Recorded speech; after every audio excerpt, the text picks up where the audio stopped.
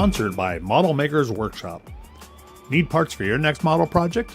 Model Makers Workshop has you covered with the best aftermarket accessories around. And by Gaahleri, your one-stop shopping for all your airbrush needs.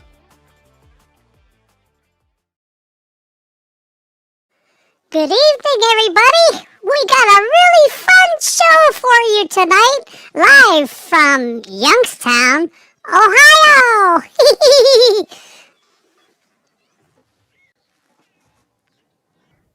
Okay.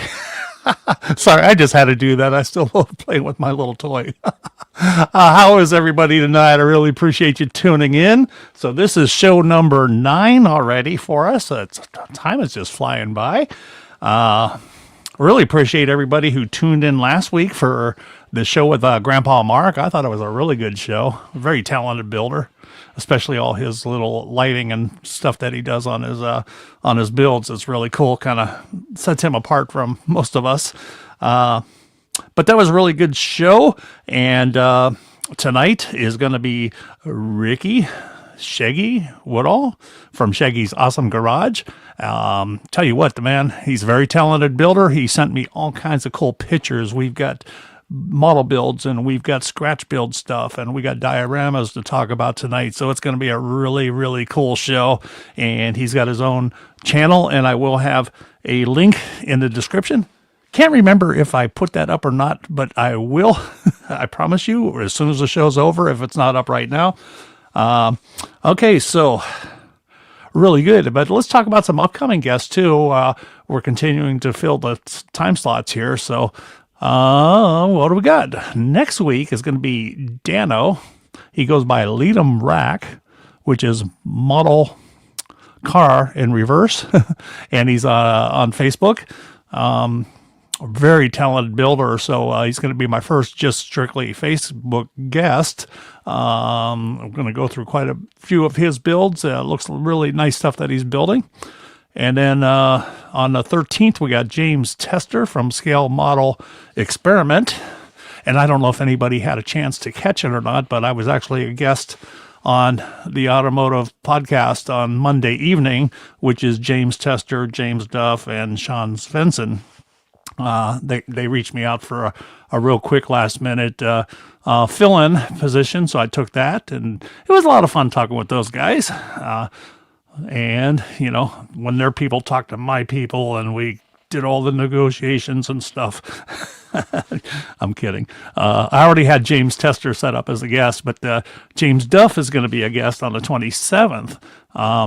And what's going to really be cool about James Duff is he will be coming fresh off being a head judge at an IPMS Pittsburgh show. And I thought it was going to be really cool to have a head judge talk about how models are judged. And I'll be coming fresh off of my Columbus NNL type of judging. So it's going to be an interesting show because there's two major different ways they judge the shows. And then on March 20th is going to be Rod, and I'm not sure if I'm going to pronounce this right, Rod Mascu from Facebook. I'll have to get that correct. I'm sorry, Rod, if I mispronounced that. But a lot of good guests coming up. And then there's one, it's way down on the list here because of all the shows coming up. But Jason Henskin from Blue Ox Model Group or Model Building will be a guest coming up here. I believe it's the first week of April. So a lot of fun stuff coming up here. Really appreciate everybody who's accepting to be a guest. It's an honor, and I think it's just really entertaining for everybody watching with all the great guests that I've had and all the great builds. So it's been really cool. All right. The weather has been pretty decent. Oh, I want to thank everybody too, because last week I mentioned that I had a electrical problem with my truck. And, you know, when I'm doing the show, it is hard for me to watch all the comments going by, you know, as I navigate and try to keep on track with what I want to talk about. But I saw a lot of people saying body ground strap. It was the issue. I had already checked for that, but I do appreciate everybody's advice. But my truck is all fixed now. $910 later. So it was pretty pricey. They found an electrical connection that was full of water and kind of shorted out stuff and made the truck go nuts. But it looks like it's fixed. Things are working good. Just a pricey little thing. Took them like 4 or 5 hours to find it. So anyways, I do appreciate everybody who was, giving me recommendations there. I appreciate it. So what else we got today? Facebook group page. I want to mention that again because it is just growing like crazy. I mean, just last week's show, I announced that we had 1,200 members, and it's over 2,000 today. It's really blowing up. Really cool, and a lot of fantastic builders. My Facebook group page is the same name as the channel, so it's Model Building and Retirement on Facebook. And I want to do a little shout out here to Dano and Bill for accepting the moderator duties, because once I got up to this kind of number, between that and the channel and other things going on, I got to thinking I probably need some help with moderation. But knock on wood, it's such a great group. I have not yet had a single issue, not even a rude person. Very, very good group. A lot of outstanding builders, but I know it's a matter of time where somebody's going to cause some kind of trouble, and it's usually somebody. The big one is usually when somebody messes up their paint job using Duplicolor and they're asking for help. That seems on any Facebook page, that seems to be the one that gets people ruffled, and then they start getting rude. But even if somebody's painting with the Rust-Oleum or whatever, there's no need to do that. So anyways, I just got a couple moderators out there. If anybody else wants to do that too, you could reach me at modelbuildinginretirement@gmail.com.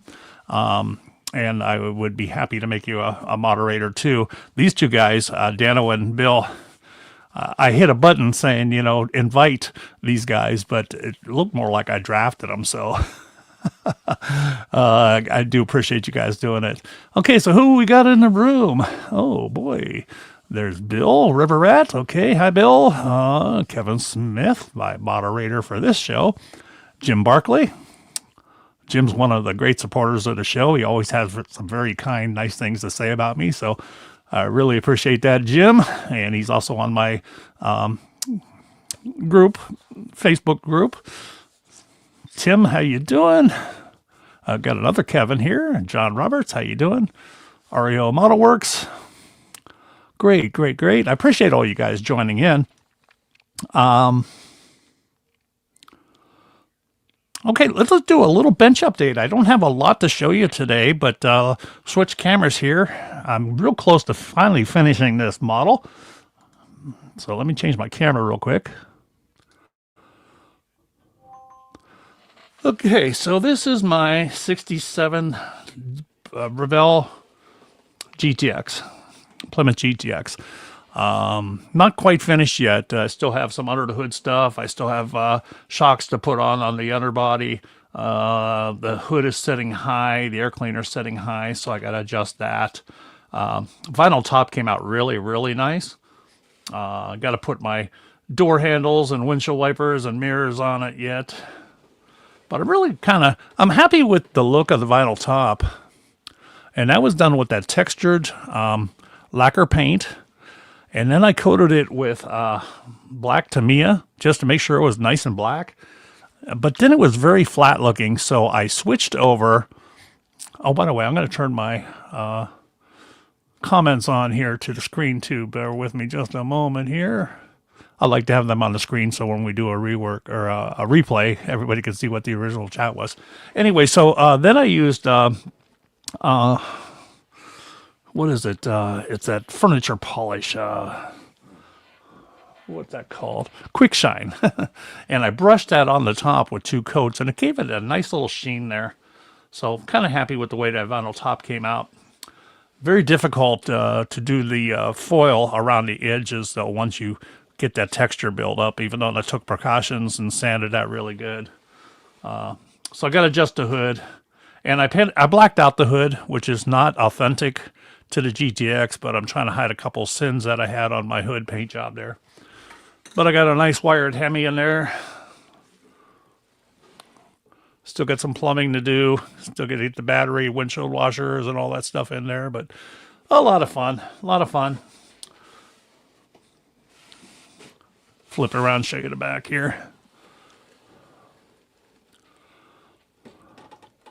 Good looking car. Yep, thanks, Kevin. Yep. Masking off that stuff.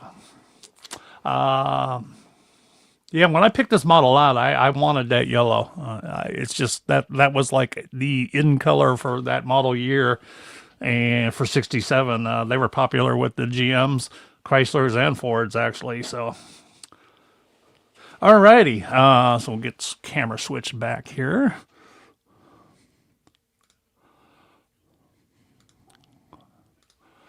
Here I am. I'm back. Hi, folks. Okay, so we have 45 people in the room. It's growing. I think it's time to bring on our guest tonight, folks. What do you say?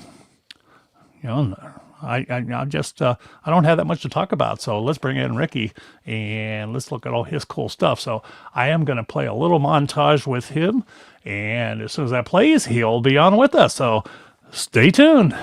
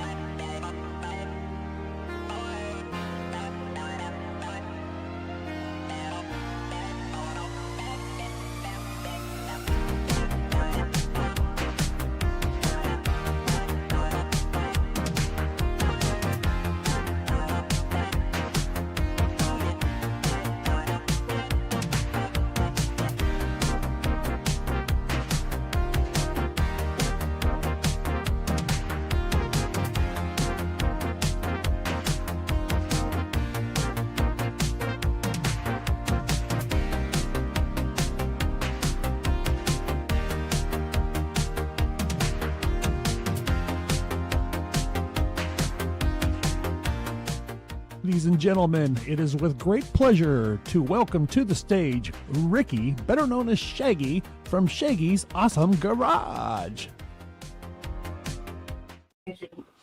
Hey, Ricky, how you doing, buddy? Hey, how we doing there, Ken? Good. Welcome to the show, man. Appreciate you joining me tonight. Yeah, hey, I'm glad to be here. This is Good awesome. deal. I love Good that deal. intro, by the way. Do you? Well, yeah, it's all you. I just put together a I slideshow. could have done something just like it. Yeah, I didn't feature too much of your builds because I think we're going to get into greater detail with that, but I wanted to kind of highlight your channel a little bit because yours is one of the channels that I admire. You know, I love the tutorials where somebody actually shows us how to do cool stuff, and you've got a crazy imagination and you're very creative. Yeah. And then, folks, Yeah. if you haven't watched his channel, Ricky, he just comes off so friendly and just easy to go by, easygoing guy. So, you know, it's kind of pleasant to watch your show. So doing good with that. I see you finally got over your 1,000 subs, which was way over or under deserved or no, not under deserved. Way late. You should be at 2,000. I'm actually really surprised. I mean, I started this YouTube channel almost a year to the date when that happened. Like when I hit the 1,000 subscriber mark, it was at the end of January. Oh, And my first video last year was February 1st or 2nd. So it's almost to the day. It was crazy. yeah. And I had no idea it would grow this fast. Well, congratulations on that. And that's not the only key indicator. I'm sure you have a lot more people watching that don't subscribe. You know, just some people just do not go through that, you know, that headache. I think a lot of people actually think that that you have to pay for that. Yeah, even my own brother thought that meant you had to like pay for a service because you're subscribing. You know, and I don't know why they don't call it a like or a favorites thing instead of subscribing. But No clue. yeah, I'm still a YouTube newbie, so good deal. Well, I'll tell you what. One thing about your channel and your builds is I don't know where you get your energy from because you've got a lot going on there between working full time and building and your creativity and then doing a channel.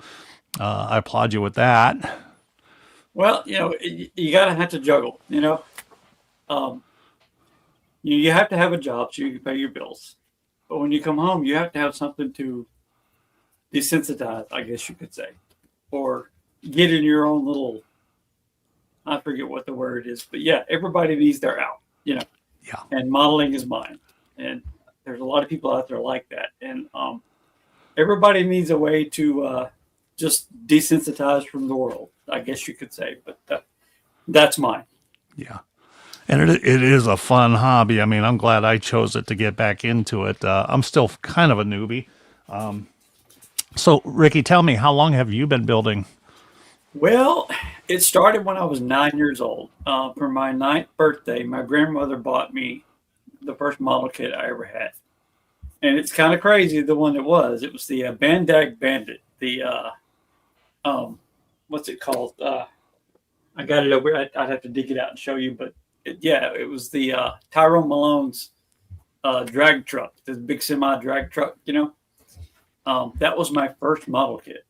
And for that to be your first, I mean, that's kind of crazy because the thing is a lot of parts and it's big and huge. And but yeah, I got started at 9 years old and I've been modeling ever since. I did take a hiatus about right around or after COVID, and that was kind of a transition period because I was doing other things. I was doing like the pour painting and fluid art. And I was into graphic arts and that sort of thing. So the modeling kind of took a back burner, I guess you could say. I see.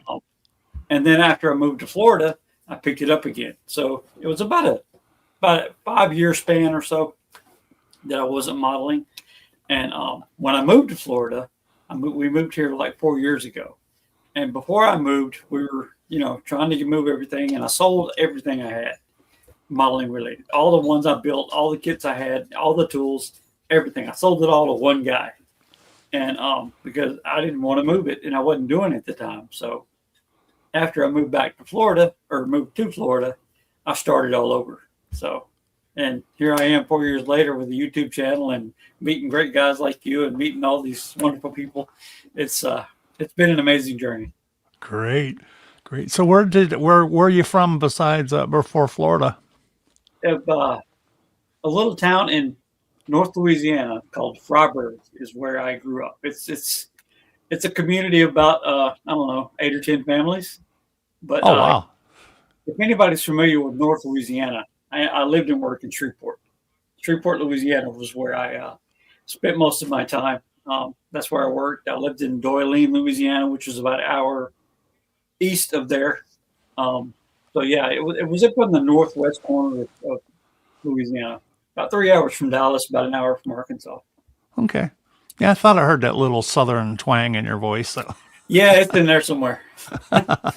Yeah. Great deal.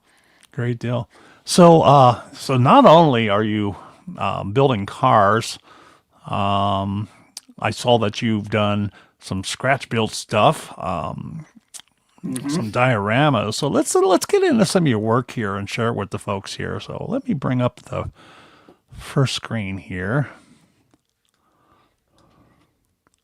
Now, do you get into other stuff too, like planes and boats or anything, or is it just strictly automotive? I have a few. I've got one boat kit and I have a few plane kits, but I haven't built either one ever. I see. Yeah. I plan to. I just haven't got there yet. Well, this one's really pretty right off the bat there. A nice glossy. Yeah, that's one of my favorite movies of all time. And I swore after I got back into modeling, I would find that kit and I would build it and I would do it up just like the movie. Everything about that car, what you see right there, is accurate to the movie. Even right down to the inset license plate. This kit does not come with an inset license plate, so you have to scratch build that license plate so it's inset. Oh, wow. Okay. Yeah, that looks pretty cool. See how it's Frenched in there. Okay. Pardon me, but what was the movie? It was Grease Lightning. That's what I thought it was. I Yeah. couldn't place it. Okay. Yeah, it's a 1944 Deluxe is what it's, and they chopped the top on that thing because it did not come as a convertible. Nice. So how did you make the little tonneau cover there? Well, it came in the kit because it was in the movie. It was a convertible. I The see. original car that they made for the movie was not. Oh, okay. Yeah, yeah, So you really so do yeah, your research. yeah. The tonneau cover came in the kit, but yeah, Cool. I think I got another shot of it here. Yep. yeah. I wouldn't look too close at those those chrome strips because I didn't do it justice. I don't think I should have used bare metal foil, but I used fusion perm instead, so it's not as crisp as it should be. I like your Mayberry car here. So did you Yeah, make that that a is. 4-door? I did. Yes, that car comes as a 2-door. It's the what is it? It's a 1961 Ford Galaxy hardtop is the kit, and a little backstory about the that show. Every year, I mean, from the first episode, every year that show aired, Ford Motor Company would give them the car of that year for this TV show. And this was the first series, so I went with the 1961 because it aired in 1962, I think. So maybe I'm wrong, I don't know, but yeah, I took that the 2-door and made it a 4-door. I scrubbed the lines in it, and there's a few aftermarket parts on that. The little bubble top on the little bubble gum light, I guess you could call it, is from Josh over at BCG Resins. Oh, The okay. and yeah, the antenna is jewelry wire, and I made my own decals. And the those spotlights out of my part stash. Cool. Welcome, Yeah, Fred. that's a I see fun Fred build. was in too. My my local club here, the PAMS guys, Pensacola Automotive Modeler Society. We have a group build every quarter. Every 3 months, we have a different group build, and this was our group build of last quarter. It was the TV and movie cars, and that's the one I chose to build. So Really cool. I like it all the way down to the newspaper there on the front seat about Barney Fife there. yeah, I had to set it aside, set it apart from the rest of them. And what I did is I went on, I forget where it was, somewhere I was looking for Mayberry newspapers, and that clipping actually popped up. That was an episode where Barney rescues a kid from a cave, and that was actually a newspaper in the show. So I figured let's put that on the seat and go with it. And it also has one of my little tiny shop cards on the seat. So Very, very creative. yeah, That's nice. Nice little chopper. yeah, I like that little chopper. That turned out a lot better than I thought it would going in because it's the Springer front end is actually 5 parts that you have to put together, Oh boy. and it's a 1/25th scale. It comes in the that 29 Ford pickup truck with the California chopper. Okay. Yeah, that's where that motorcycle came from, and I changed the exhaust on it because I didn't like the kit exhaust. The kit exhaust had the big whale's tail sticking up by the seat in the back, Oh, like, okay. like up by the fender. I didn't like that. So what I did is I took some solder and bent and made my own exhaust for this particular build. So Nice. yeah. Can't tell. Oh, well, and then you got the that's little good. banana bite there. Yeah, that little Stingray they used to call it, banana bike Stingray, whatever you want to call it. It came in the there was a coat kit that was a Woody. I forget what particular vehicle it was, but that bike was in with that coat kit. Cool. You know, And AMC did a bunch of those Coca-Cola builds, and that was one of them. So, and that was the only reason I bought the kit because I wanted the bike. So, yeah. and of course they look so cool in your little garage diorama there. Yeah, that was weird because there was a lot of us building garage dioramas on YouTube at the same time, and nobody knew we were all doing it. We just all decided to do it at the same time. Oh, that's weird. Yeah. Yeah, it was Tiffany was doing it and JT was doing it, and from I Need My Garage Time, and Brian, the Colorado auto modeler, was doing it at the same time. He and I discovered each other during our diorama builds, and I got the idea for the roll-up door from Ed from One Team Garage. He's pretty good at building those garages, and you leaned on his videos to make it happen. Yeah. Yeah. That's a corrugated cardboard and painted up, right? Yeah, it's real simple to make. Just take a piece of cardboard that's not bent up, and you take a paintbrush with some water and put on the cardboard, let it sit for a while, and just peel the paper off, and you have the corrugation. Yeah, my diorama, I just used pictures off the internet and cut and paste them onto like photo paper and then glued them Yeah. onto my hardboard. So my door was totally fake and I didn't even scratch build it, but it looked okay on camera, you know. But then I was at a show and I picked up a 3D printed door that actually works. It's a roll-up door where you can actually pull the chain and roll it up and down, which, Cool. you know, it kind of gave me an extra level now for my diorama because I can back in cars and trailers and stuff into my garage. Yeah. Yeah, that chain actually works on there, but the door doesn't roll up. I got to get the service people out there to look at that. So, Cool. but I actually cut and pasted the door that you see behind that Malibu there. That's a cut and paste too. A lot of that stuff is just printed out on regular photo paper and stuck to the wall. Yeah, it photographs really nice. You know what I mean? Yeah, it does. It does. It's better than looking at all the crap on your desk in the background. Right. Yeah. I got a thing for dioramas because they just your builds look so cool when they're surrounded by something of the same scale. I think it just brings the Exactly. models to life. Yeah, and I showed the guys in the club that I was building this, and one of the guys in the club he started doing a bunch of 3D printing the last few months. He goes, "I got you, man. I'm gonna get you all kind of stuff." So I got a lot of stuff coming. So Now this one, I like this picture here because you really get into the detail, but I can see there's like a real shiny pattern. Is that like thread or what did you no, use what for that that pattern? is this is the interior of the Mayberry squad car. Okay. And the reason I chose that color is because I was doing research on that particular model of the 61 Galaxy, and that was a factory interior color, right down to the seat pattern.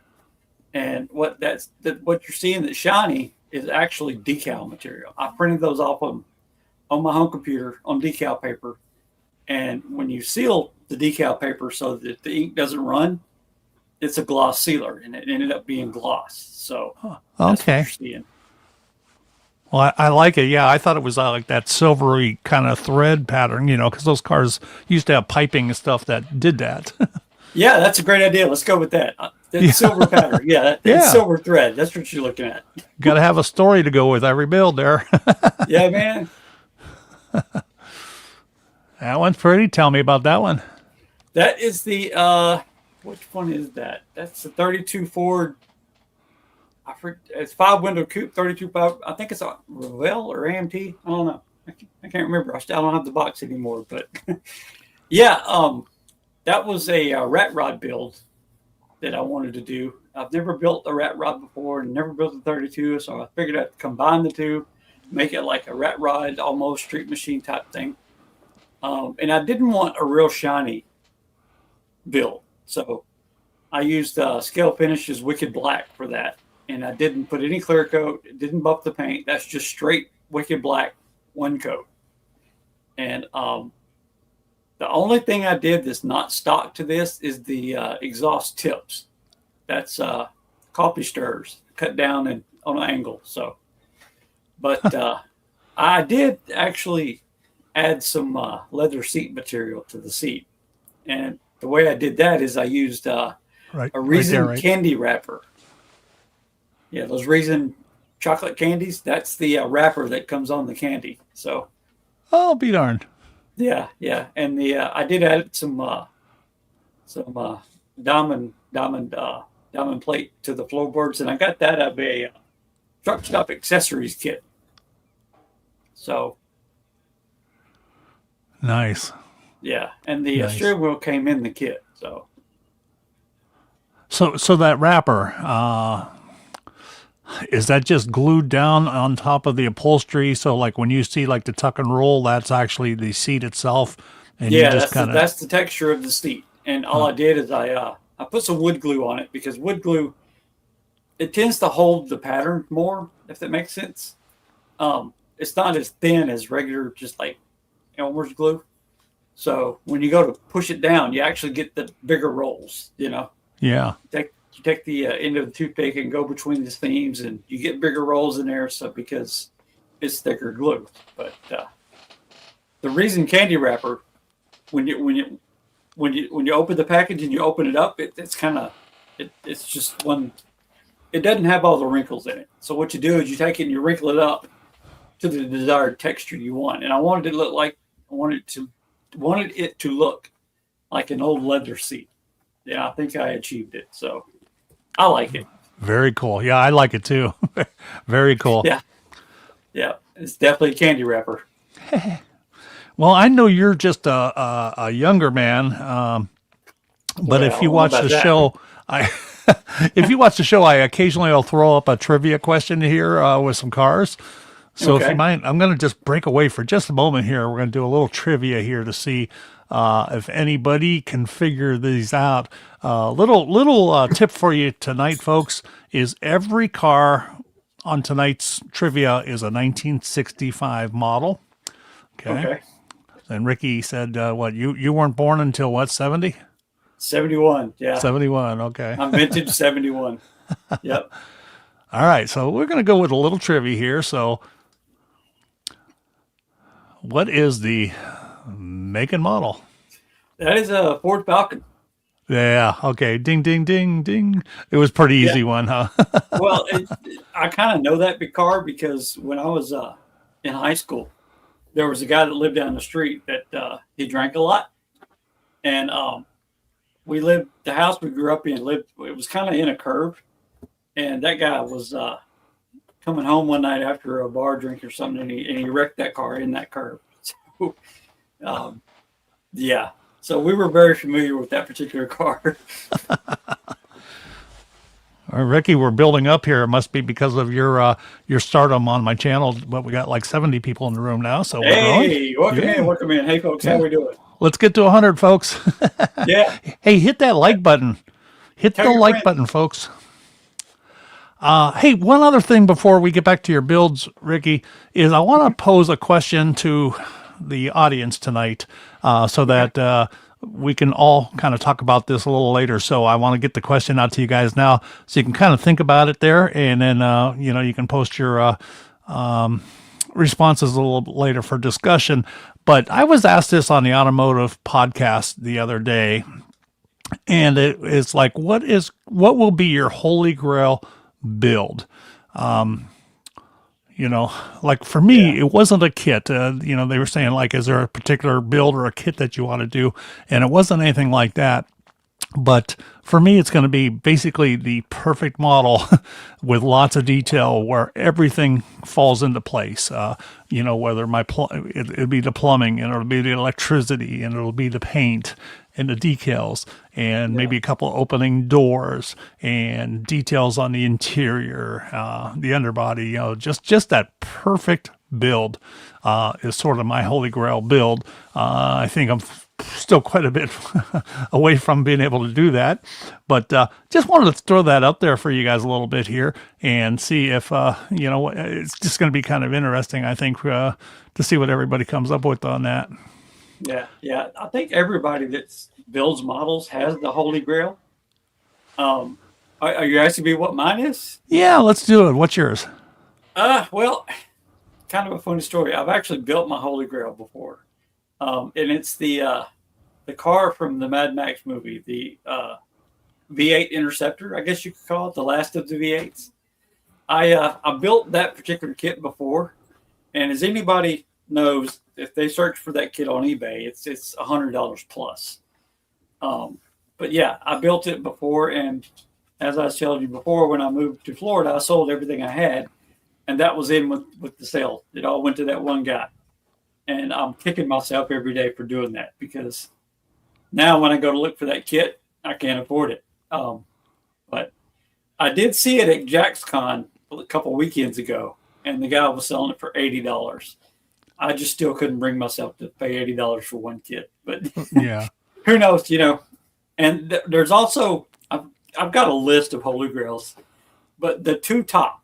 I don't know if you're familiar with the movie. It's totally slipped my mind now. I'll come back to it later on. Sorry about that. No problem. I can't believe that. That happens to me all the time. So you've League of already Extraordinary built your. Gentlemen. I'm sorry. Go ahead. The League of Extraordinary Gentlemen. Are you familiar with that movie? I am not. Well, there's a car in there that it's Captain Nemo has a submarine in there. In the movie, Captain Nemo drives this car off of the submarine. It's like Captain Nemo's car. I forget whose channel I was watching. I think it was either somebody in South Florida or James Tester or BG, somebody, I don't remember who it was. But one of those guys they were doing a pan through of their little stash ad or their stash, and they had that kit in their stash. And that would be the ultimate build for me. I love that movie. I love that car. Yeah. So Cool. if anybody knows where that car is at, let me know. Yeah. Yeah, maybe a particular build might come to me. It hasn't yet. I just know Yeah. what it's going to look like. You know. As All right, let's far get as back. detailing and stuff, I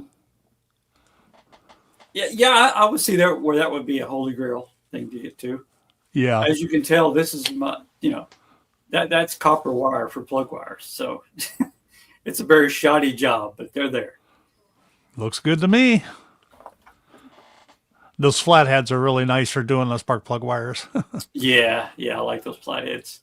Yeah, those and the Hemis, they're so easy. You know, Oh yeah, like yeah. the GTX I was showing you earlier. Let's see here, get that up on camera.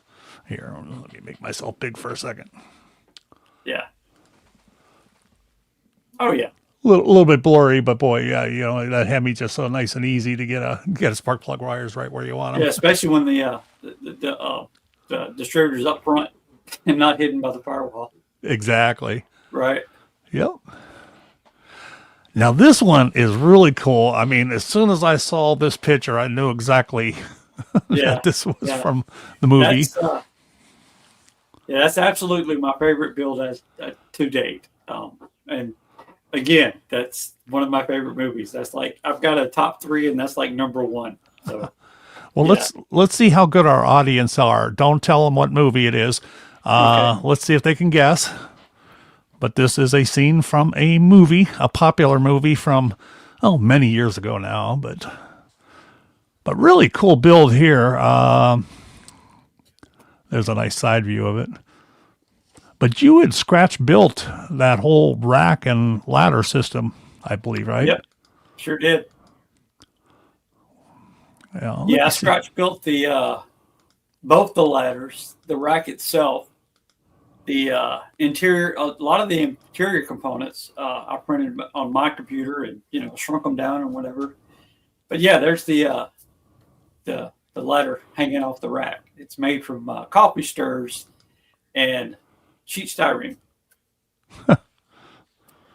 And the pipe on the top of the rack is copper stirs painted flat black to make it look like plumbing pipe, I guess you could say, or some type of underground conduit, maybe. So really cool. And then this is the interior. I love the detail here, all these little maps and stuff.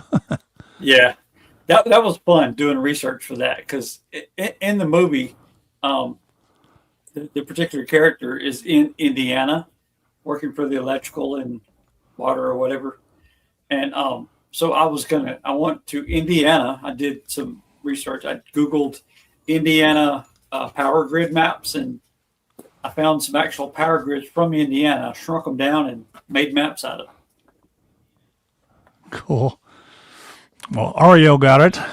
Close Encounters. Yeah, that's the correct movie for sure. But I don't think I'll ever build Devil's Tower, though. That'd be a daunting task. Yeah. Oh, you could build that in your living room. Just get some Yeah, I don't have mud. enough living room for that.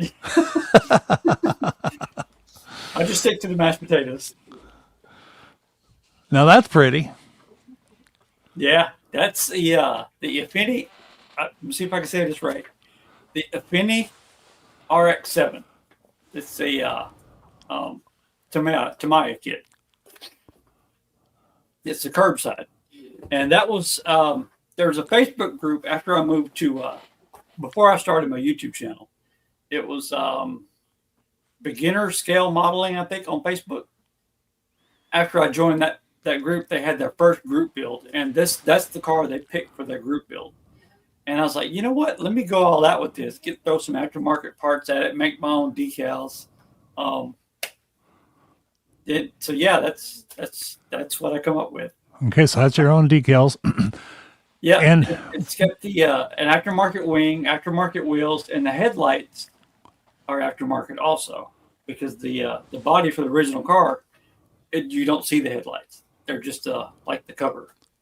So I had to cut them out and build. there. Yeah, and I actually the blue and the white lights are actually diamond art pieces from the diamond art kits with the little drills. Okay. That's what those are. And I put screen in the grill. So it's Yeah. a little bit of scratch building, a little bit of aftermarket, but I think it turned out nice. Yeah, I love your creativity, man. You think of all those little cool, fun things, you know? Yeah, yeah. So when you make your own decals, are you using inkjet or laser jet? Inkjet, Inkjet. Okay, so then you clear over them. right. And that's why you have a lot of my decals, like on the seats, it wasn't silver thread, it was gloss. But Right.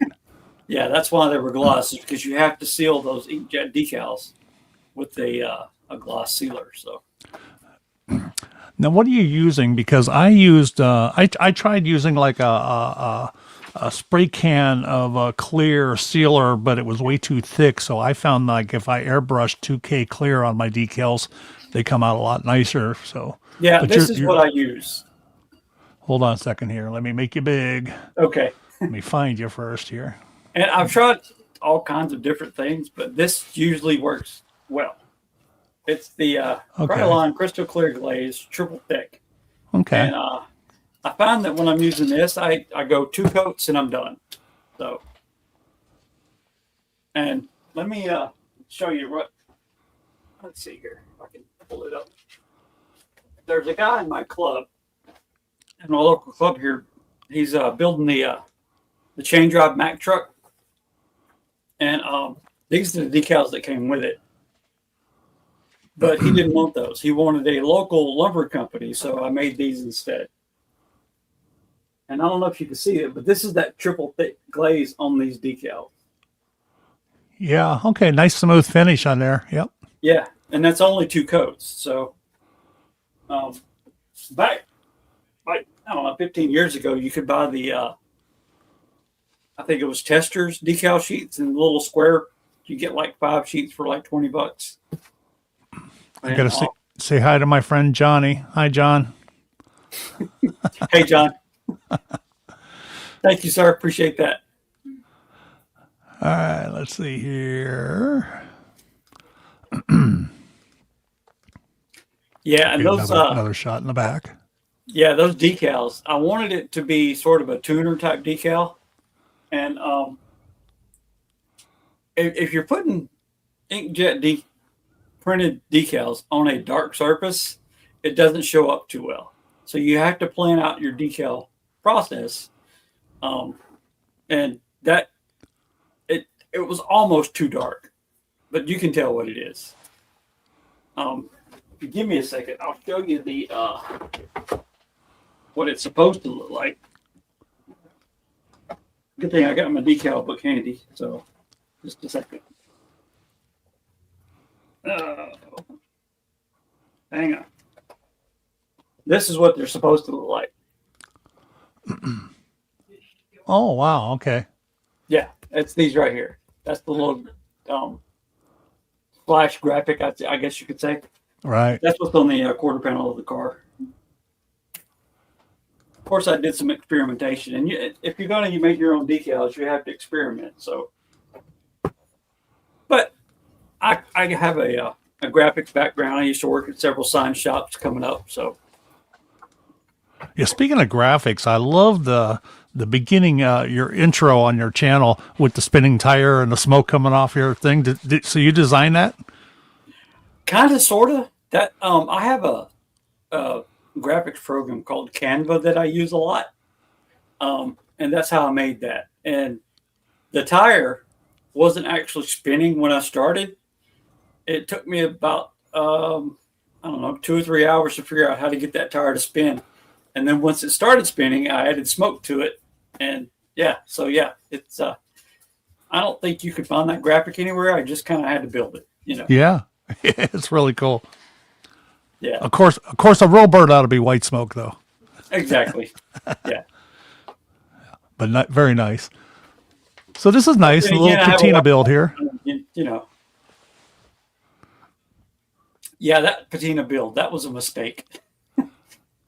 Happy accident. Happy accident. Yeah, and let me explain. Don't look at the headlights too close because they're all fogged out. But what it is, my brother had this particular truck when we were in high school. His was painted purple, so I wanted. And this is the Coca-Cola '72 Chevy truck. Of course, it being a Coca-Cola, it comes molded in red.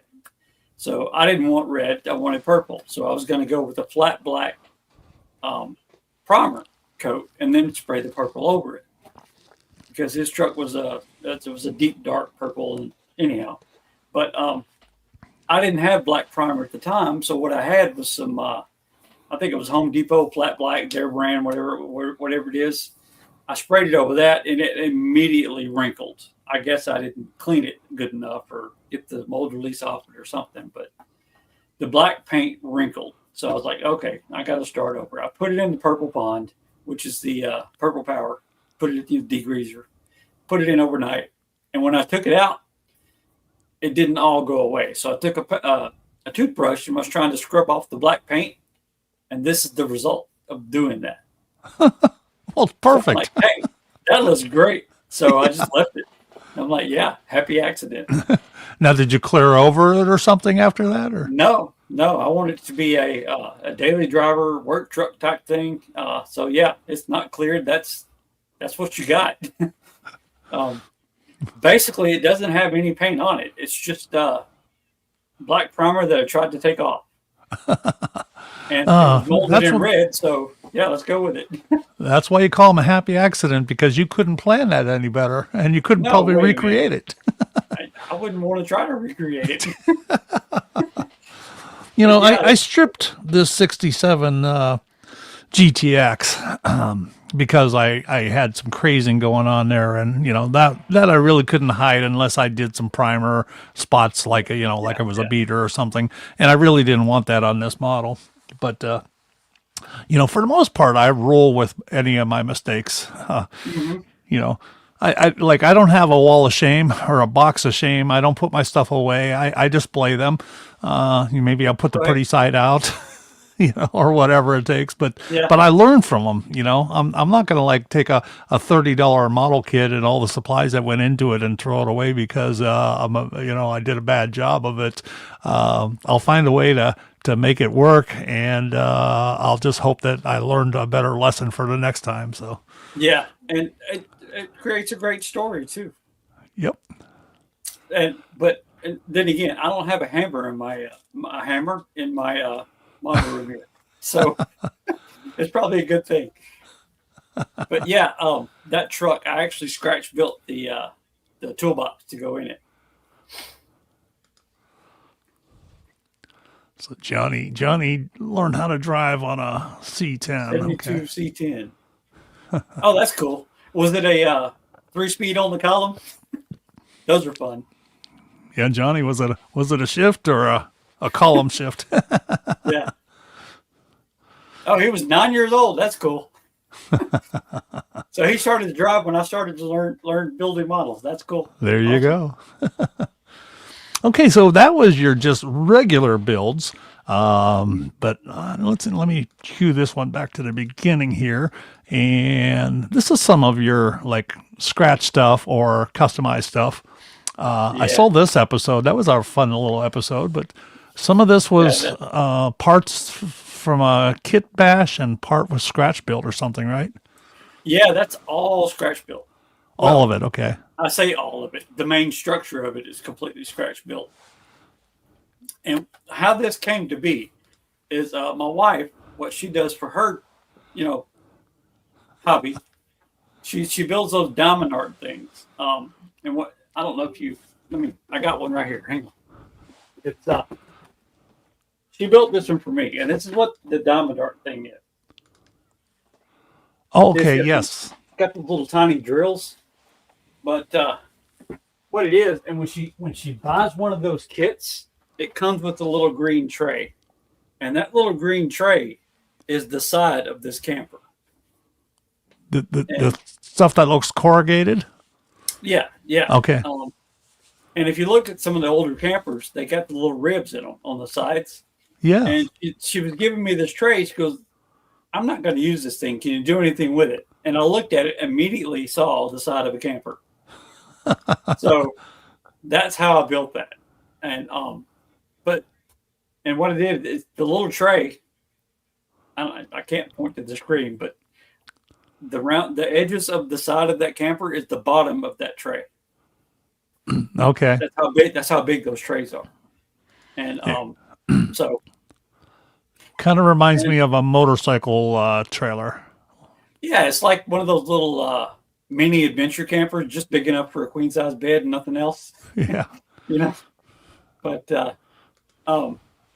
yeah, everything on that little camper is scratch built, other than the accessories. So I've built the frame and the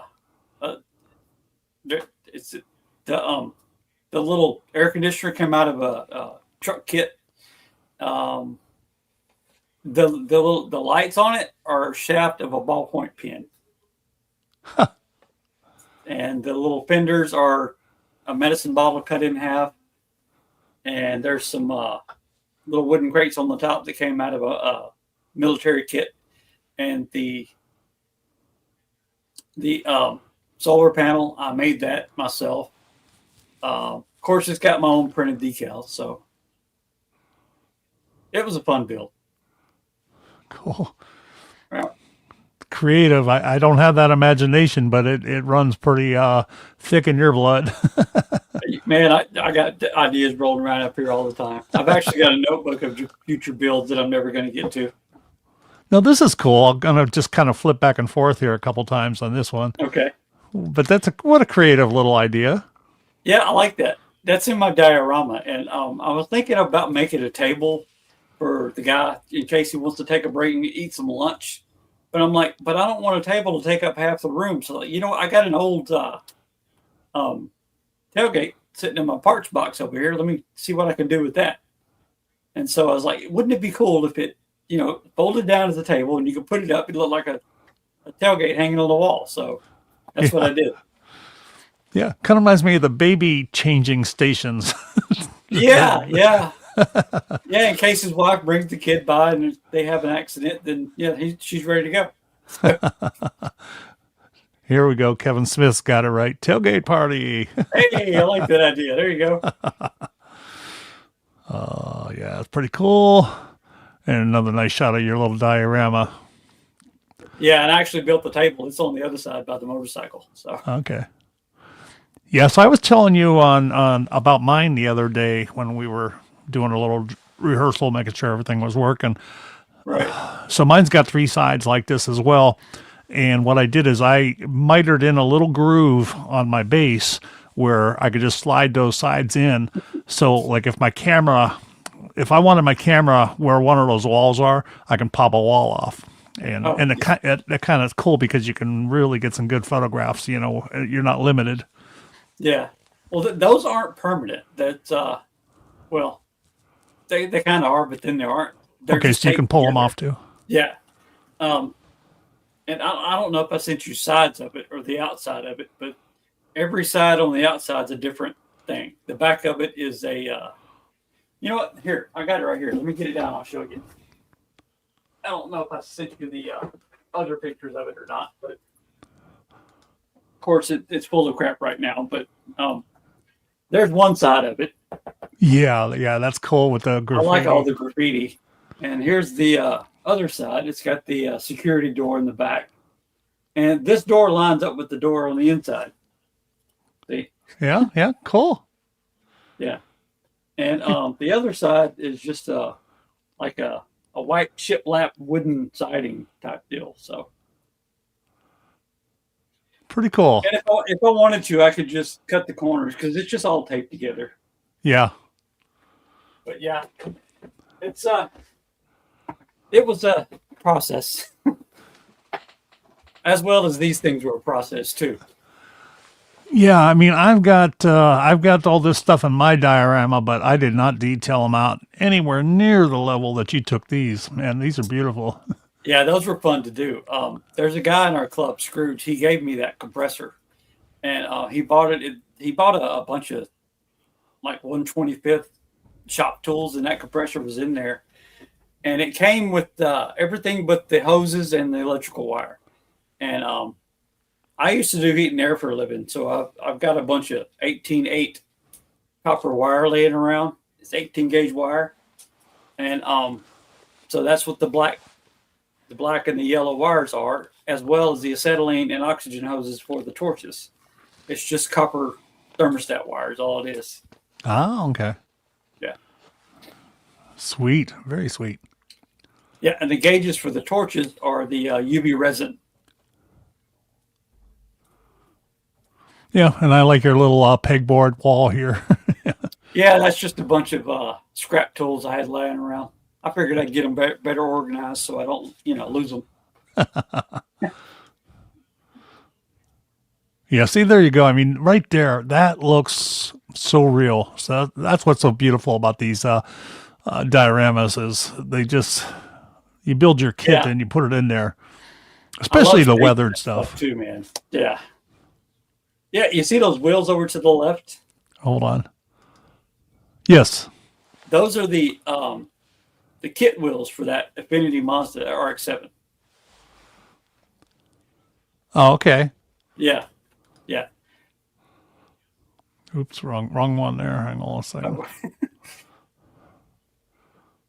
But yeah, you can see the weathering on the on the toolbox in the truck. Yeah. See, Kevin, I had the same question. Where's this guy get this energy? I don't know, man. You just do what you got to do when you got to do it, I guess. So, I wish I could work in this garage 24/7, but it's not going to happen. I hear you. Okay, so that one we already covered. So this one, I made one for one of my trucks after watching your video, but I just didn't do as nice a job as you did. I need to slow down and be more patient, but yours was authentic, and yours actually works. Yeah, the hinge on that thing is it's just masking tape. That's all it is. Okay. Just a couple of strips of masking tape that you can't see. Real simple hinge. Yeah. Yeah, and it's all scratch built out of sheet styrene. I could have done the weather guard and the little latches better. I should have set those latches to make them look real, but who cares? Yeah. I'm good with it. And weathering is that Tamiya weathering kit.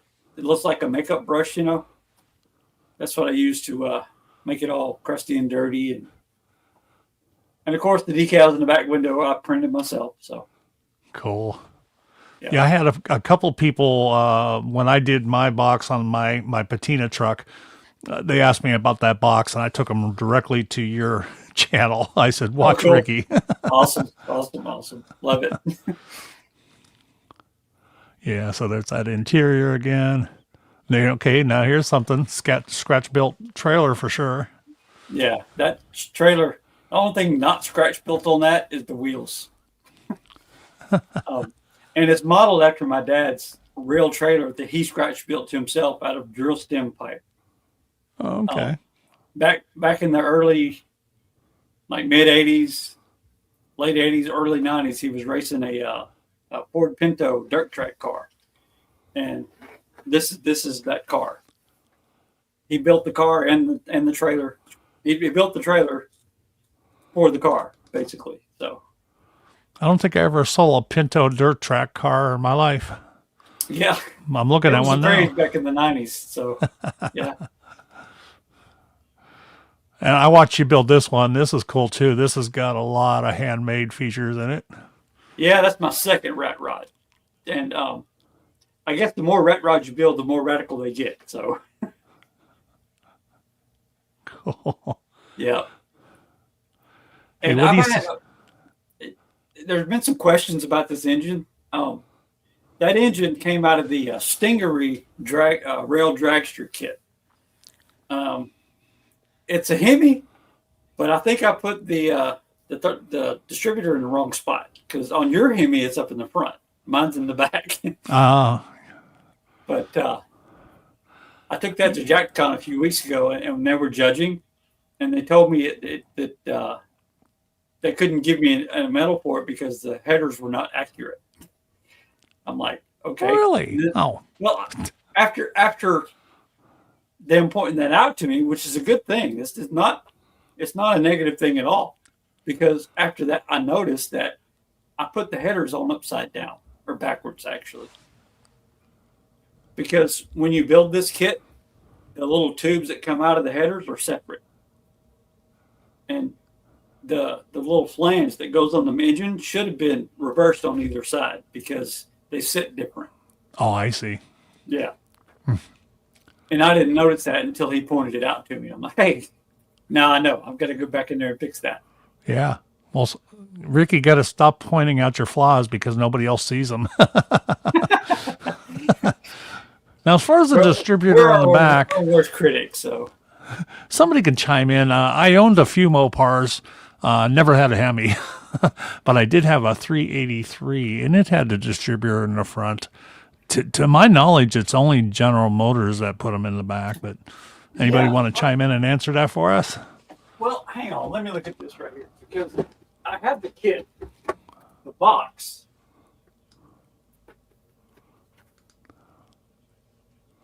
I don't know if you can tell, but that's the engine in that car.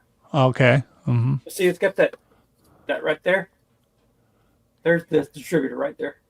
Okay. Yep, in the front. Yep, in the front, and I put it in the back. So yeah, Oops. Well, I'll tell you what, you were pretty good at that first trivia, so let's try another one. And remember, these are all 1965 model years, so it's that's your hint for the show. But try this one. Wrong. What did I do wrong here? Hold on, fix. There we go.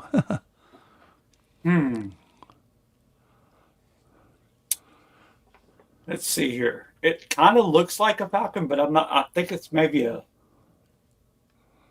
Is that a Fairlane? Maybe. It is Early a Fairlane. It's a Fairlane. Yeah. Okay, you're doing pretty good, Ricky. That's two for two. Batting 1,000. Not bad for not being born yet, you know? Right. Hey.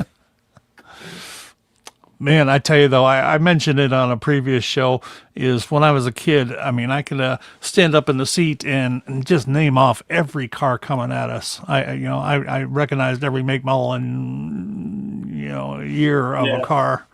I can't do that. In fact, I was going to do something fun just for kicks, and I was going to do like all 2025 model year cars because, other than the emblem, I don't think anybody's really going to know unless maybe you own that car. You know what I mean? Yeah, me and my wife play that game every once in a while. We'll be going down the road, and I'm like, what car is that? She goes, I don't know. I said, I'll rattle it off because of the emblem.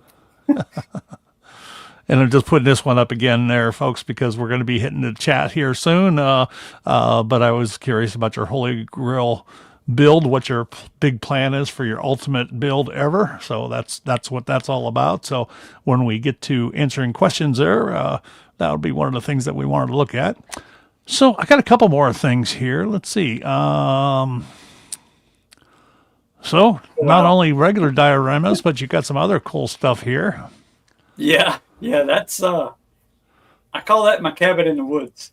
And my wife's dad ended up with that. He had to have it, and it's just something that was in my head. I wanted to build another diorama, and I was like, you know what? Let me just build a cabin in the woods. And I started with the base, and I wanted the base to be some of the older homes back in the around the turn of the century. They used rocks for the foundation, and that's what I wanted to do. Oh, okay. And it's made out of XPS foam, popsicle sticks, toothpicks, or whatever I could find. But yeah, there's no rhyme or reason to it. I had no plan. I just started building, and that's what it ended up as. Pretty cool. And yes, that's an actual real tree. Oh, really? Okay. Yeah, I took pieces of a fern and made a real tree out of it. And the fireplace, that is a piece of 1-inch XPS foam glued to itself, so it's 2 inches in diameter. And each brick is put on there individually, so each brick is a separate piece. And the bricks are made out of what? XPS foam. Okay. It's Oh, that okay. yeah. Okay. I thought you made the chimney out of foam, and then. Okay. So you actually pieced it all together out of those. Yeah. Okay. Yeah. Wow. And popsicle sticks, and of course the roof is corrugated cardboard again. So This one looks pretty cool, but this next one, look how that comes to life with just the right lighting. I know it's crazy. I like back when I was in high school. Me and my brothers, we played Dungeons and Dragons, and I've always been really enamored by the medieval genre. I really like Dungeons and Dragons. I'm a huge Lord of the Rings fan. Anything to do with medieval dragons, I'm all about it. And so I wanted to build my own dice tower for all the Dungeons and the Dungeons and Dragons dice. The different kinds of dice you have. So that's my dice tower, and it is built out of XPS foam. Again, I've made each individual brick, and I made the tree is a real tree, and the moss is like some kind of plastic moss. I forget where I got it, but the base is XPS foam, and I took a pair of needle nose pliers and just chipped away at it until I got that right there, and it's all painted like 4 or 5 different layers with highlights, and I added one of those little it's a battery operated tea light, little flickering light candle thing, and I put that inside, so that's what you see there, is that it's all lit up. Sweet. Yeah. And this is from The Fifth Element. Exactly. Yeah, that's what they are. Now they look like they're actually made of ivory here. What are we looking at? Well, that's XPS foam painted to make it look like marbled stone. Oh my goodness, Ricky! That was a process, man. It's I tried to replicate it again, and I could never get that effect. It's for some reason I'm a one-time deal, and that's it. So just like the way with the patina truck, I've never been able to replicate that, and I've never been able to replicate these stones either. That's just incredible. Yeah, the detail just looks beautiful, and it looks so much like stone.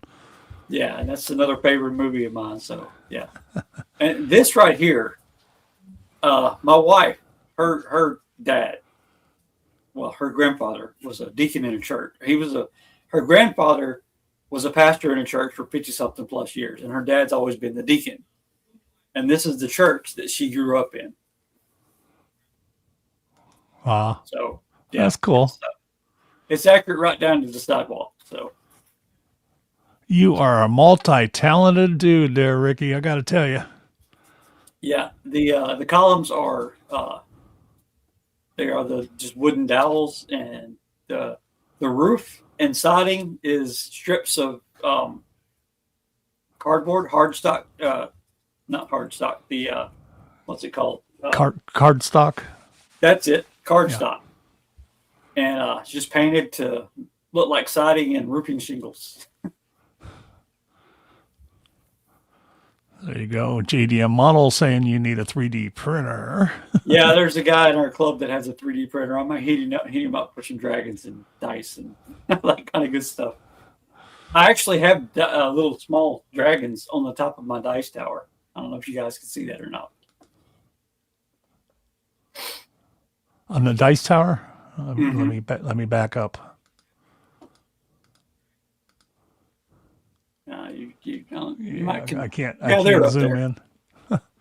Yeah, Cool. Hobby Lobby, you could buy these little tubes of animals, and they had a tube of dragons. It's like, hey, that'd be cool. Have little gargoyles and dragons on top of my dice tower. So, yeah. Here's the ultimate compliment here. No printer needed with your skills. I agree. Thanks, Kevin. Yeah. Well, I tell you, man, very, very, very talented dude. Well, I appreciate it. It's a lot of fun trying new things, and getting out of your comfort zone. You never know what you're going to end up doing. So, yeah. Yeah. Once again, folks, if I think I have it in my description. If not, as soon as the show's over, I'll put it there, a link to Ricky's channel. But it's Ricky's Awesome Garage, and that really means anything with wheels scale model.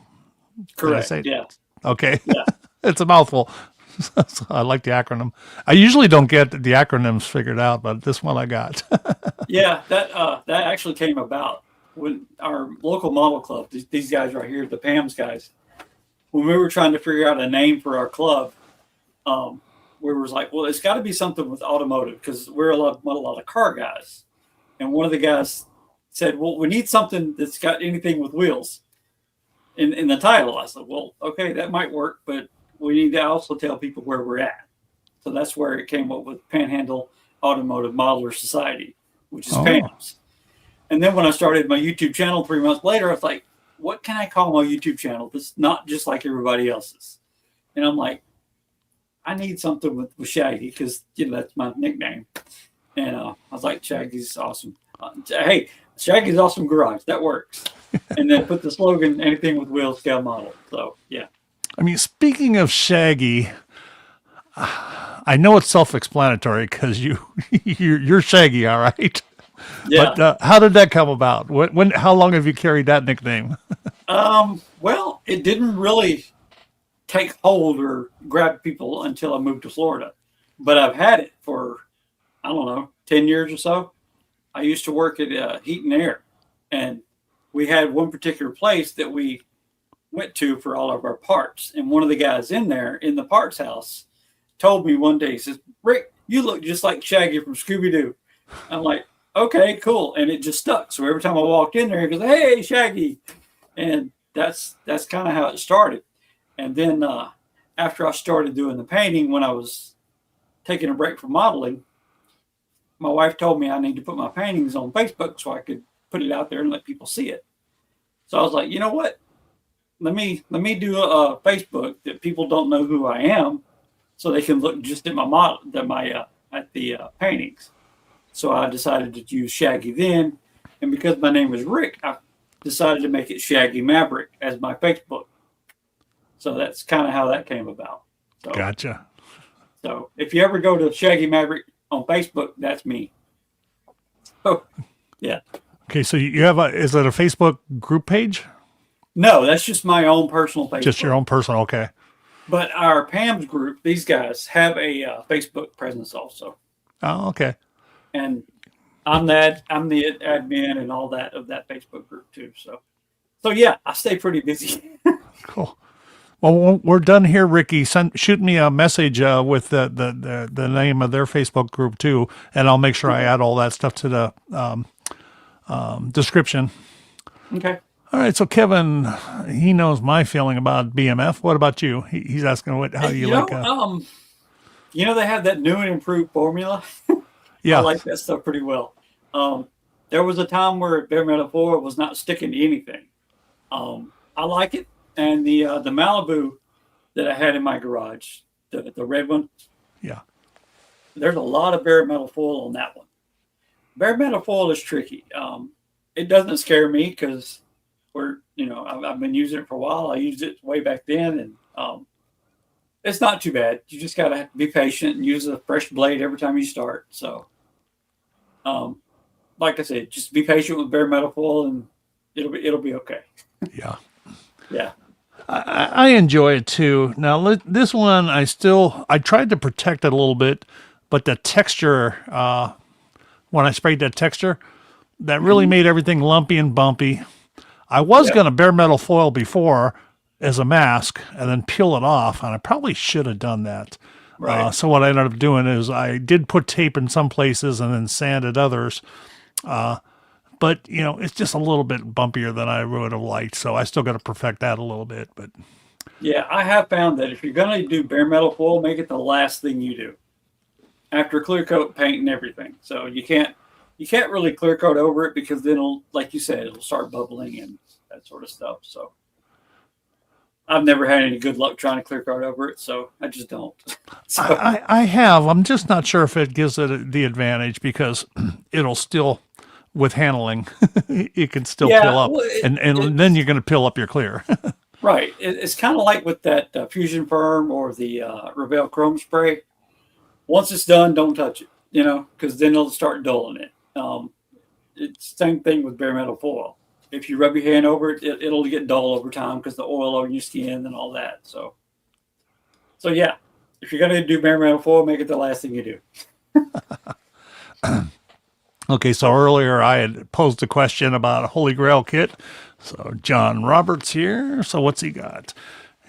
2 Dino Don Nicholson 71 Pro Stocks, Mavericks, $429. Kenny Bernstein's Tempo Funny Car. Yeah, those would be really cool builds. Yeah, I've never heard of the Motorcraft Tempo before. I had Kenny Bernstein's Pennzoil Top Fuel Dragster one time. I was Firebird International Raceway because I used to live in Phoenix, and I was there the day he broke 300 miles an hour. He was the first guy to break 300. Oh, cool. He was pumped. We were in the pits, and I yelled, "All right, Kenny, 300," and he was so proud. He was so excited. Yeah. But yeah, as far as the 71 Pro Stock Maverick, that would be cool. Because I was born in 71, any 71 kit, I kind of start collecting. So yeah, there you go. Yeah. So that would be cool.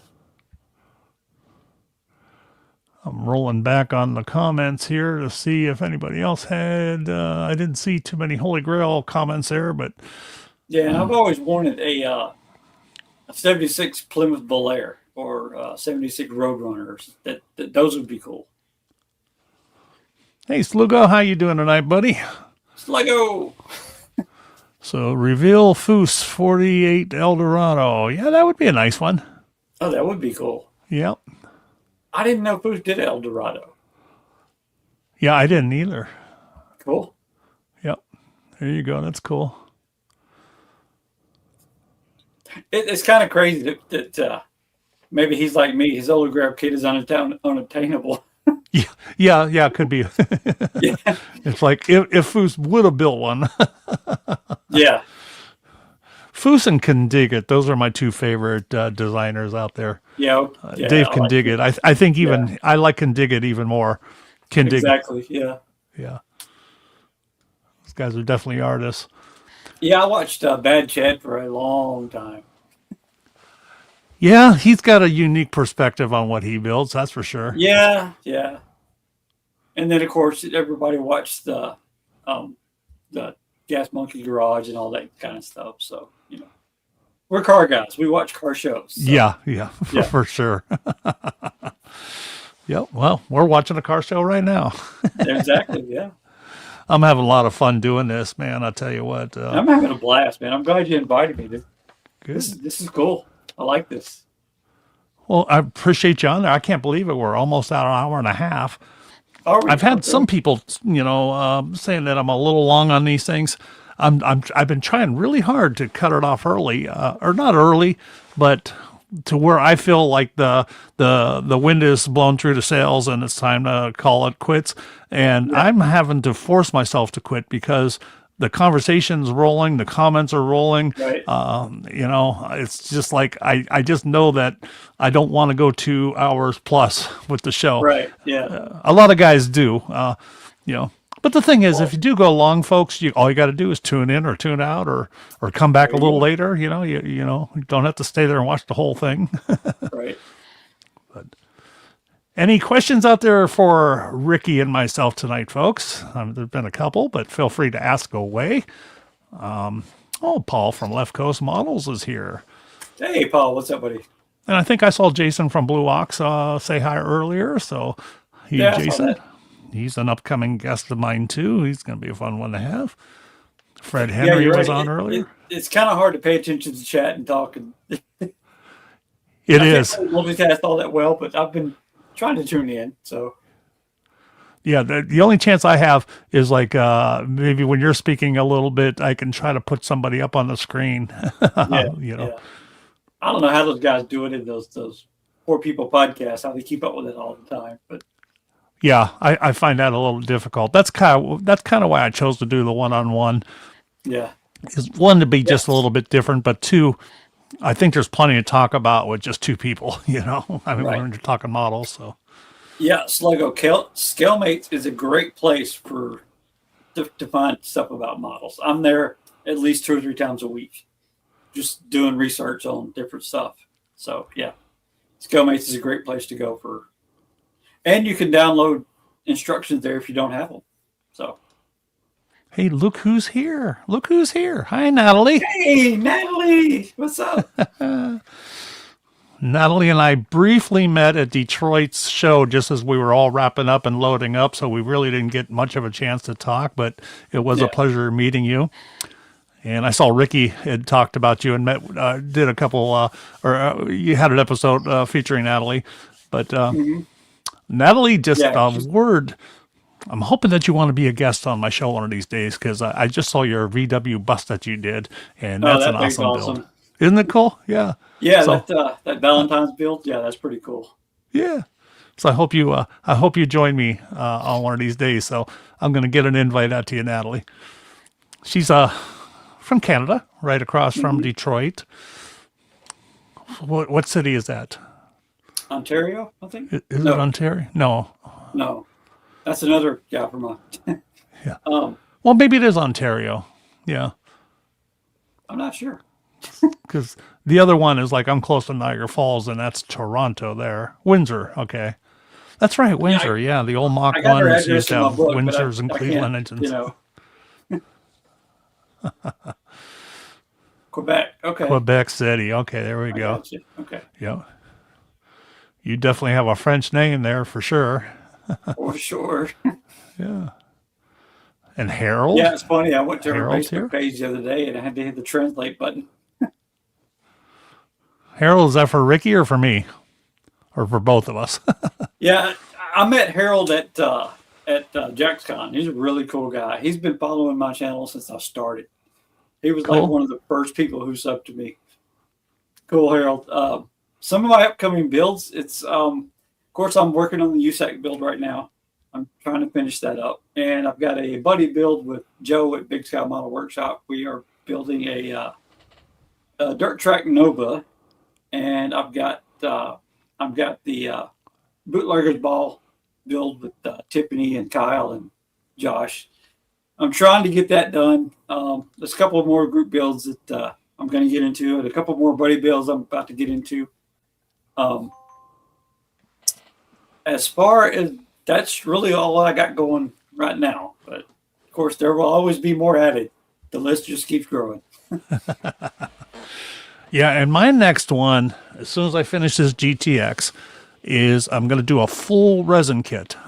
It's going to be that 5-window hot rod coupe from Model Maker's Workshop. It's a complete 100% resin kit. So I'm looking forward to doing that one. So that's coming up.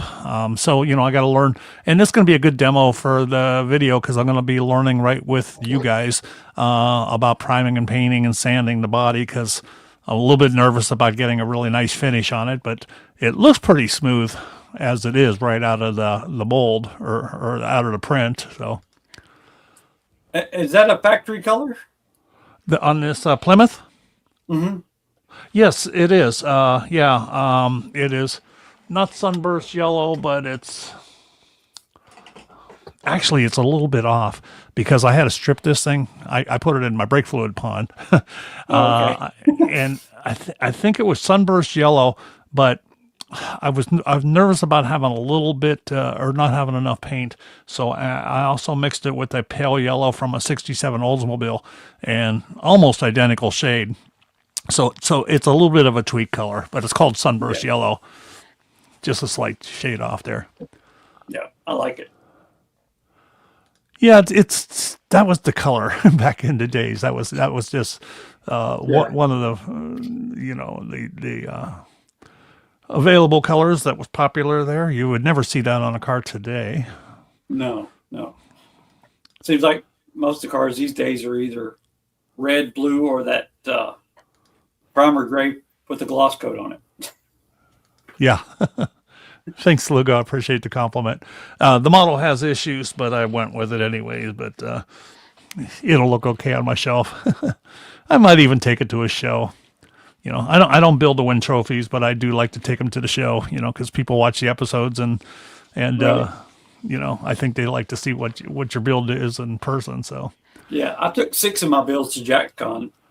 I had no qualms about getting anything, and I walked out of there with 4 bronze and a silver. So I'm happy. wow, congratulations. Yeah, yeah. Are you going to Acme this year? Because that's not too far away for you. I really, really want to go to Acme because everybody that talks about Acme says it's the place for auto modelers. So, and another thing that I enjoyed about JacksCon is meeting all the other YouTubers and all the guys out there in the community that you get to interact with on a daily basis, but you don't actually get to see them and meet them in person. That's another thing that I like about going to these big shows like Acme and JacksCon and all that. So I'm looking forward to going to Acme just for that. Yeah, So yeah. it is. It is fun. And then, have you been recognized yet at any shows No. from your channel? Well, like from different people? Yeah. Yeah. Yeah. That thought that you takes meant some getting used to, doesn't it? I thought you meant like recognized with an award. No, we're not doing no. But no, I've had people come up to me and say, "Hey, Shaggy, I watch you all the time." I'm like, "Yeah, that's cool, man. That's awesome." Yeah, Yeah. that's a lot of fun. Even at our local our modelier show here in Pensacola, I've had a couple guys come up to me, "Hey, man, I watch your channel." I'm like, "Cool, thanks for the support." And I actually had a guy at JacksCon because before I was going to JacksCon, I made a video telling people what I was taking to JacksCon. And of course, when people are thinking about going to JacksCon, they put in hashtag JacksCon and everything pops up. And I met a guy there that Friday night when they were having the load in for the vendors. He said, "Hey, man, I just watched your first video today." I'm like, "Cool, that's awesome."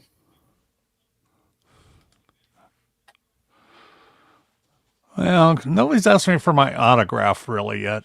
Yeah, I don't think that's going to be a possibility here, but heck, if it is, I give him some chicken scratch because that's about all I can do anyway. But I have met some friends that way too, not only through the channel and stuff, but I've met friends by going to the show and Yeah, what a community. that's what this community is all about. It's just all the people that make it what it is. There's not one better, as far as I'm concerned. So, From my experience in life, there's like 3 communities that really stand out. And one of them is the camping community. Like if you're right, camping, your neighbors at a campsite or whatever, they'll go out of their way to help you out. No matter what you need, a camper is going to help you. If you're broke down with your camper on the side of the road, another camper is going to pull over and help you change your tire or whatever might be the problem. right, yes, So that was one of them. And then the motorcycle community is just incredible. If you're on the side of the road and you're broke down, I guarantee you other bikes will stop. Everybody will stop to make sure you're yep, okay. And I do it too. You're getting gas. You're going to have the other bikes come up and look at your bike and talk, and that's cool. But this model building community is like really exceeding the other two. It is. It's crazy how much camaraderie we have here between people. Yeah. And with camping and motorcycles and all that, you don't get to interact with the other guys that like what you do unless you're there at their, like if you're on like a poker run or at a campground or something. Here we interact with each other every day, all day long. And yeah. I'm in 2 group chats. I've got my YouTube channel, I got the Facebook, and it's amazing the amount of camaraderie we have here amongst the YouTube, Facebook, Instagram, whatever, Yeah, and for the most part, everybody's very civil too. Not too many smart Alex. Yeah, I've seen a couple where somebody did something like, probably the biggest one is the Rust-Oleum painters. They take a lot of heat. Yeah, they do. And maybe they're inviting it when you paint something that's all curled up with off-brand paints, and then you're saying what went wrong. I guess maybe you're asking for it. I don't know. Well, but that's about the only thing I ever see rile anybody up. Otherwise, everybody's so friendly and like I've got guys that watch my channel that are master builders. I don't know why they watch me. They just Yeah. I appreciate you guys watching me, but I don't know why Absolutely, you do, because I'm certainly not teaching you anything. Well, the thing is that in this community, you have all different levels of builders. You have guys who just started like a week ago. We have a guy in our club. He just bought his first airbrush last week, and he's constantly asking what should you do, getting hints and tips and tricks. But there's also a guy in our club that all he does is spray with rattle cans, and he's perfected that rattle can spray. And he uses the 2X, the Walmart spray can. He can make a Rust-Oleum paint job look like it's fresh out of an airbrush. It's just what you're used to, what you know, and depending on how many people you have to lean on is how quickly you can learn. Learn by doing, I'd say. So, absolutely. Any other questions, folks? Got 72 people in the room, so we're still holding our own here. Okay, so folks, we're about an hour and a half.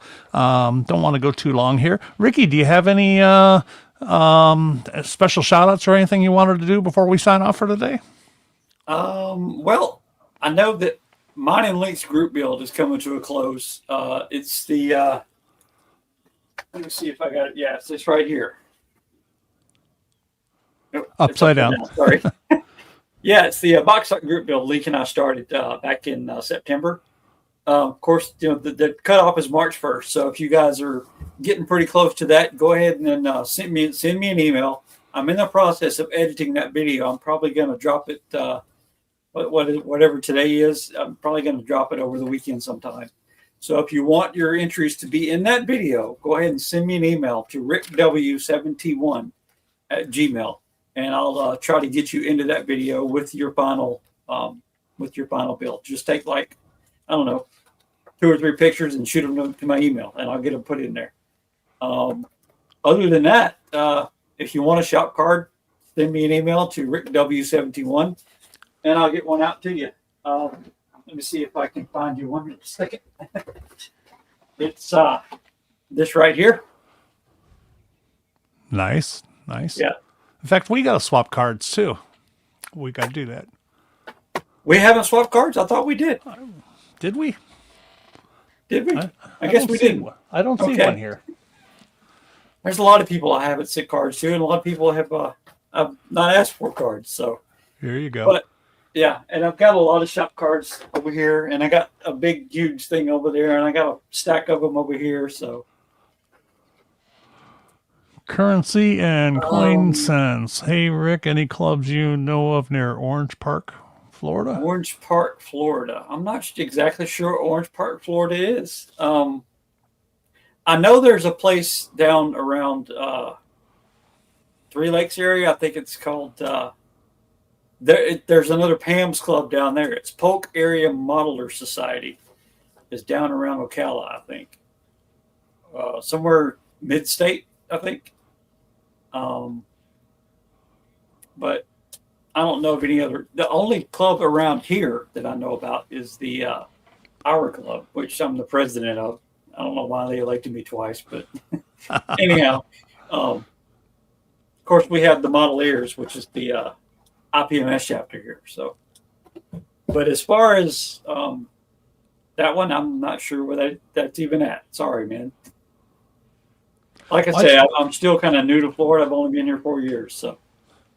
Well, I discovered one thing about Florida this week, and that is that not all of Florida is on the Eastern time zone. Absolutely, yeah. You're over in Pensacola, and luckily we discovered this because he's an hour off from me. Yeah, I would have been an hour late, but. What is your weather like today down there? Today we had a lot of rain. I mean, it rained off and on all day long. So, and it was about 68 degrees, very humid rain, typical Florida weather. Yeah. And the sun came out about 2 hours before we started, and it was a nice day. So we actually, I'm not sure where we got to today, but I think it felt like about 60. Yeah. Which we've had a pretty brutal winter so far, so 60 felt really good. I was out picking up all the sticks and stuff from all the trees in my yard today. Yeah, in our I'm part of a group chat, part of the alliance, and a lot of those guys that are in the group chat are in Florida also, like Chris from Chris's House of Plastic and Sam from Sam's Model Mayhem. They're both from Florida, but they live like down South Florida, down near mid-state. And I texted Chris this morning. I said, "Hey, how's mid-state doing?" He goes, "I don't know. How's the northern part of our little state?" So we go back and forth every day. So very good. Yep. Well, Ricky, I had a lot of fun with you today. It was a great show. Your builds are awesome. You're an inspiration to everybody, including myself. I turned to your channel when I needed to learn how to build something that I don't know, that doesn't come in a kit. Well, I appreciate that, kid. Yeah, likewise. And I watch your channel quite often, and I don't do it as much as I like because there's no way we can follow all the people we're subscribed to. So I hear you. I hear you. We all try to inspire each other, and if somebody gets something from my channels, then I've done my job. So. And I do need to start doing more tutorials. I've had a lot of people ask me about doing that. It's just I'm going through some stuff right now, and I'm not putting out as many videos as I like. And of course, I've been back to work, and work's kind of busy, and it's just got a lot of stuff going on. But I'm trying to upload more. You guys be patient, and I'll get to it one day. Yeah. Well, you have a really good channel. So, ladies and gentlemen, if you haven't been there, a link will be in the description for Ricky's, Shaggy's Awesome Garage on YouTube. Yeah. Very good channel. Very good channel. Yeah, I just wanted to say to all the guys in the chat, I appreciate you being here. Thanks for all the kind words. And go see Ken every week when he does it. This is pretty cool. Well, thanks, Rick. Okay, well, ladies and gentlemen, I think I'm going to sign off too. Really appreciate everybody's participation. So join us next week when we have Dano from named Lead 'em Rack from Facebook group. Awesome builds coming up. So we're just going to keep them coming. We're going to keep them coming, folks, until nobody wants to be on the show, and then I'll hang it up. So I don't think it's going to happen. So yeah, too many people out there. All right. Well, thank you all so much. So we're going to sign out till next week. So let's do this. Hold on just a second here. That's all, folks. Good night, everybody. Thanks, guys. See ya.